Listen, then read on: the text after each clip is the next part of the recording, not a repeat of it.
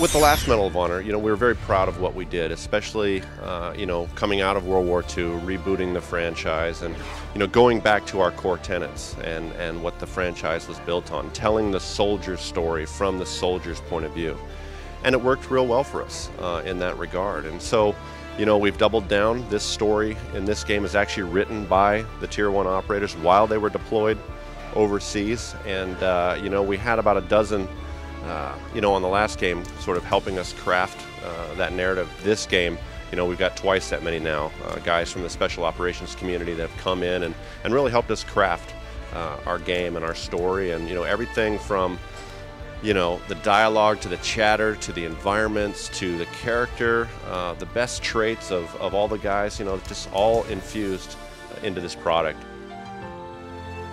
This Medal of Honor is unique in that it's the first Medal of Honor that is not set in a single historic event. Every Medal of Honor up to this point, Normandy, Market Garden, Pearl Harbor, even Operation Anaconda was the last game was loosely based on. This game is based on a single threat, multiple events, but a single threat that drives the story the way through. From rescuing hostages in the Philippines to eliminating the pirate threat on the Somali coast, every mission in this game has a dotted line to a real-world event.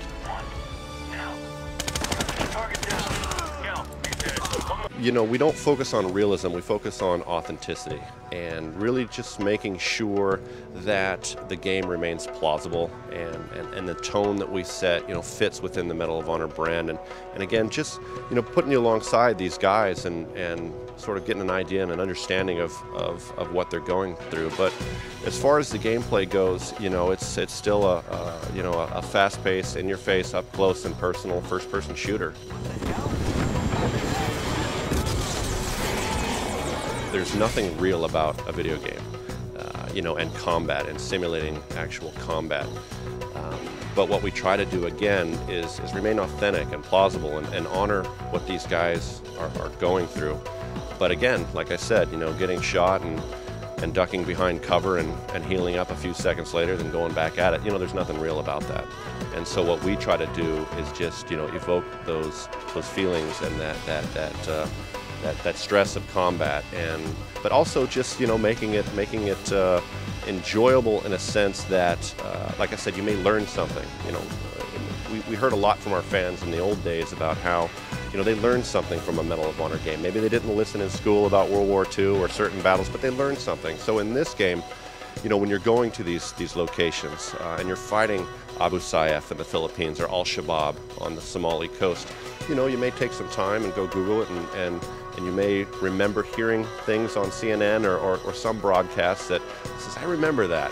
And again, putting that sort of thought in the minds that I wonder if this is how it went down, because the line between reality and fiction, especially in the case of this game, it's sometimes hard to tell which side of the line you're on. What we're talking about in multiplayer is the international Tier 1. All these traits that make up a Tier 1 operator, these are not uniquely American traits. There's Tier 1 operators all over the world. And so we're introducing 12 Tier 1 units from 10 different nations, including the British SAS, the SSR, the German KSK, the Polish GROM. We're doing that because, kids in Poland don't grow up dreaming of becoming U.S. Navy SEALs, quite frankly, right? So they imagine being a GROM operator. And so, like I said, we're taking a page out of the FIFA playbook and allowing gamers to have that sense of national pride in a first-person shooter, right? Fly the home flag, play for the home team, and get out online and battle with the best of the best. And so I think that with multiplayer, especially our blue on blue playlist, where this is good guys versus good guys. It's just a single mode. It's one of the many modes in the game, but the blue on blue sport mode is the one that people are really responding to. I love Call of Duty.